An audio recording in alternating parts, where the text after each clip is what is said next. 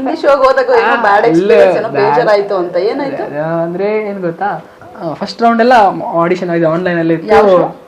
G ಅವ್ರದೇ ಸರಿಗಮಪ ಹಿಂದೆ ಆಯ್ತಾ. ಇದು ನಾನು PUC ಅಲ್ಲ ಡಿಗ್ರಿಯಲ್ಲಿ ಇರ್ಬೇಕಾದ್ರೆ, ಡಿಗ್ರಿ ಫಸ್ಟ್ ಇಯರ್ ಅಲ್ಲಿ ಇರ್ಬೇಕಾದ್ರೆ ಕರೆದ್ರು. ಫಸ್ಟ್ ಆಡಿಷನ್ ಆಯ್ತು. ಫುಲ್ ನಮ್ ಮುಂಚೆ ಲೈಫ್ ಹೀಗಿರಲಿಲ್ಲ. ಇವಾಗ ನಾನು ಹೋಗಿ ಬರ್ಬೋಯ್ತು ಅಂದ್ರೆ ಇಲ್ಲ, ಅವಾಗ ಸ್ವಲ್ಪ ಕಷ್ಟ ಕೂಡ ಇತ್ತು. ಸೊ ಆ ಟೈಮ್ ನಾನು ಥಿಂಕ್ ಮಾಡ್ಬೇಕಿತ್ತು, ಅಲ್ಲಿ ಹೋಗೋಕೆ ಅಷ್ಟು ಎಕ್ಸ್ಪೆನ್ಸ್ ಇದೆ, ಹೋಗೋದ ಬೇಡ ವಾಟರ್ ನಾನು ಥಿಂಕ್ ಮಾಡ್ತಿದ್ದೆ. ಸೊ ನಾನು ಅವ್ರಿಗೆ ಕೇಳಿದೆ, ಸೊ ನೀವು ಪ್ರಾಪರ್ ಆಗಿ ಹೇಳಿದ್ರೆ ನಾನು ಬರ್ತೇನೆ, ಸುಮ್ಮನೆ ನೀವು ಜಸ್ಟ್ ಟ್ರಯಲ್ ಮಾಡಿದ್ರೆ ಪರವಾಗಿಲ್ಲ, ನೆಕ್ಸ್ಟ್ ನೋಡೋ ಸರ್.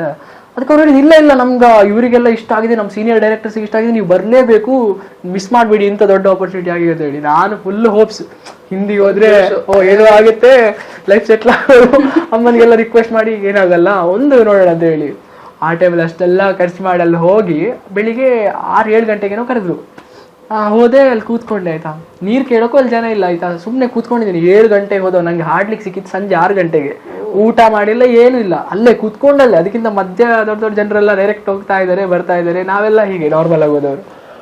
ಅಲ್ಲಿ ಅಂತೂ ನನಗೊಂದು ಎಷ್ಟು ಬ್ಯಾಡ್ ಫೀಲ್ ಆಯ್ತು ಅಂದರೆ, ಆ ಥರ ಅಲ್ಲೆಲ್ಲ ಹೋಗ್ಬೇಕಾದ್ರೆ ದೊಡ್ಡ ಶೋಗೆ ನಾವು ಏನಾದ್ರು ಹೆಸರು ಮಾಡಿ ಹೋಗ್ಬೇಕು, ಅಥವಾ ಅದೇ ಅಂಥ ನೇಮ್ ಇದ್ರೆ ಮಾತ್ರ ಸಿಗೋದು. ಸುಮ್ಮನೆ ನಾರ್ಮಲ್ ಆಗೋದ್ರೆ ಅಲ್ಲಿ ಯಾರು ಕೇರ್ ಮಾಡೋರು ಇರಲ್ಲ ಅಂತ.